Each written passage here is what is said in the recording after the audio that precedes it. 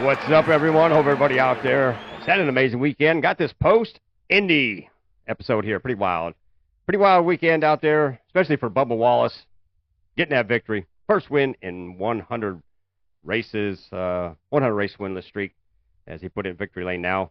0. And this is going to be a very interesting win for so many reasons. Because there's a lot of people out there have a lot of things to say about Bubba. Bubba's got his fans, a lot of different things happening. But I'm going to tell you right now, the coolest part about this right here to me was following the win.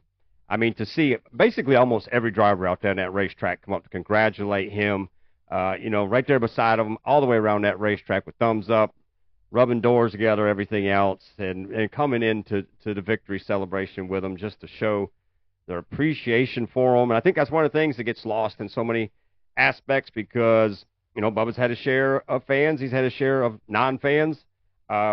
And everybody's vocal about a lot of things, but to see how much the drivers, how much the NASCAR community itself supports him and comes around him, because all them other guys out there, they got the same thing. They're dealing with their fans who love them, and then they also hear it from all the people that don't. So I think they really have a compassion for Bubba and showed that. And it was great to see, because it restored a lot of hope for me in racing with NASCAR right now, because, man, I've just been kind of like, so many bumps in the road here lately. But very cool. But let's take a look at the race right here itself anyways, because I was thinking there for a minute. I was like, damn it, there's going to be some other headlines because Bubba probably going to lose this race. Something's going to happen right here to cause this race, and he's going to have some remarks. Other people going to have remarks, but he was out there with that lead, and had over a 4-second lead. And then there's some rain in the turn, causes the caution to come out. And they had to go to pit road, red flagged race, sit there, wait for it to clear up, dry the track. And they get back out there. And, man, on this restart, hell of a job by Bubba. Got that lead, and I'm thinking, here we go. It's going to be a nice battle all the way down. And then the caution comes out, and, they're coming around the white flag, and that caution came out. And, again, I'm thinking, man, if Bubba don't win this race now, because at that point, it was very questionable about his gas, whether he could even make it to that point. So when that caution come out, I was thinking, man, people are going to start reflecting back to when this happened with Ryan Preece, and the green stayed green for about 30 seconds before the yellow come out, but they let Larson get across the line before it happened. So, maybe that's just me saying it. Well, I just did. But anyways, thankfully, able to get that restart going again. And Bubba, man, did what he's supposed to do. Kyle Larson got a little push right there going to the turn. I think that's pretty much what set it up for the win for the rest of the race. And Bubba Wallace getting the victory and ending that 100-race winless streak and putting himself in the playoffs. And this is very interesting because it's going to shake up the playoff race even more. That cutoff line is pretty wild right now. And I do think we're probably going to get maybe a new winner still, especially with Daytona and everything else. Who the hell knows?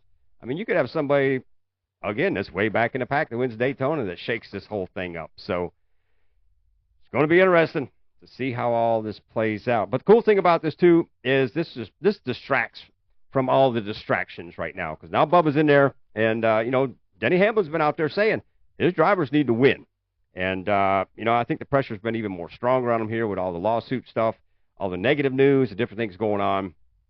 And Bubba, he did it. He won. So, in my opinion, he's pretty much solidified his job right there.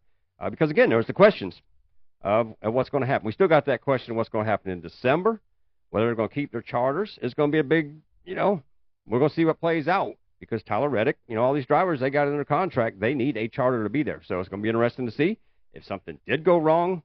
It's going to be so late in the season. I don't see how anything could really change as far as if they wanted to take a different ride, unless they did it prior to the hearing and everything else. But I don't know, man.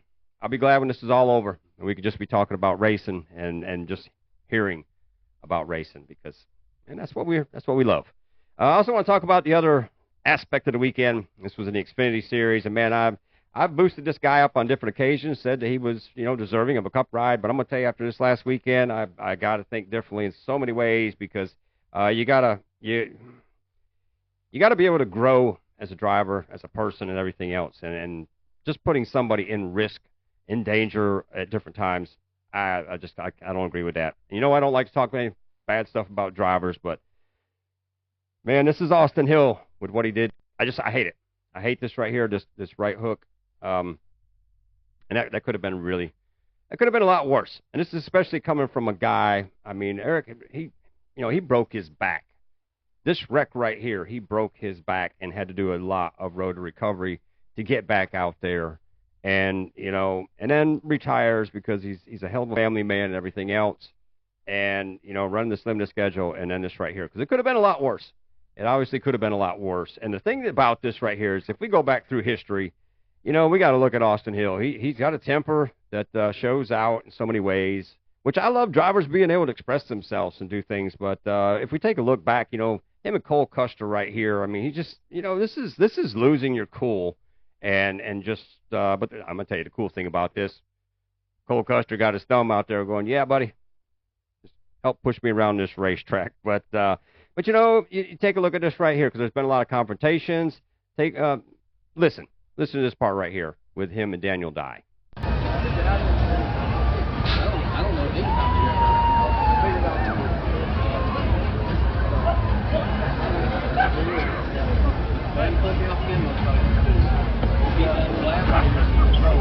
So he's obviously, confronts people. We can even go back, a little bit longer than this with, Ty Dillon, his boss man's grandson. He's out there arguing with him, got words with him, different things that he doesn't like. And then the big one that happened, this right here. Well, here we go. Just look.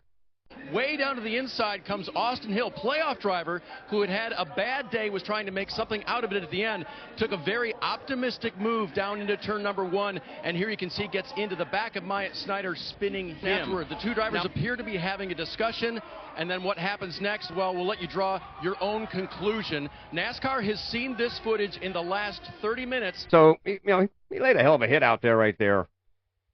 But there's just a lot of confrontation, a lot of things like this that, you just got to take into account. And it's not new because I'm even back in the truck series. Take a look.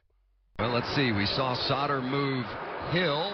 Hill repaying the favor and put Sauter in the wall. And the interesting part about this was Johnny Sauter said, hell no, dude. I'm going to give you some back.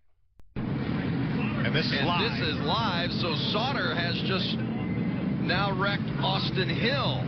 But then outside of that recently, Austin Hill and Shane Van Gisbergen had their issues, different things. Shane did the awesome victory burnout past him while, Austin Hill was telling him he was number 1 and, different things. But then when Austin goes to talk, this is what he says. I'm gonna leave it to the keyboard warriors on this one. I'll let them figure out what happened. I'm sure no matter what comment I say, it'll be wrong. So, but the thing is, at this point right now, the keyboard warriors got some rights to say what they're saying and everything else, because when this continues on, it's bad. And and then I hate to bring all this up about RCR and everything else, but and then they talked to Richard Childress, and this is what Richard had to say about it. Do you think Austin should be suspended? Hell no. They didn't do a damn thing to the 2 car. When he wrecked Ty and admitted to it, drove him in the right rear and wrecked him at Coda. It's who you are. We're a blue-collar team. They give us trouble all the time. So he's mad because, the 2 dumped Ty, his grandson. Nothing was done, I guess, to the point of he wanted it to be done at that point. So he's thinking if something's done this time, that's not right. I'm sure there's going to be words about all of this. And then other people, go back to Bubba and Kyle Larson with everything that happened with that situation right there. But in my opinion right now, this has got to set the level where this just does not happen again. I don't think what's been working in the past is working. I think this needs to be something way more serious, taking some money away from some people, taking some points away from them, setting them out for a week. I don't think that's been working. Not yet. I think this has got to double up. There's got to be more to this that's way more costly to the driver and to the team. So that the team's got to start making better decisions about whether they want a driver behind the wheel who's going to go out there and be able to maintain his emotions and race the race, or if they want somebody who's going to lose their temper and be costing them in different ways. But anyways, I want all your opinions on this right here. What do you think about the whole deal with Austin Hill? What about Bubba getting that win? Is that a thumbs up for you or a thumbs down? Hey, I'm happy for the guy. I think it's pretty damn cool. As I say, man, I've had moments here lately where it's just like I'm just tired of hearing all the bad stuff, and it's just been depressing in so many ways. So this was a warm reminder today of, again, why I love racing so many ways. But anyways, hope you had a great weekend out there. We'll be seeing you this week. And, man, as always, we'll see you at the checkered flag.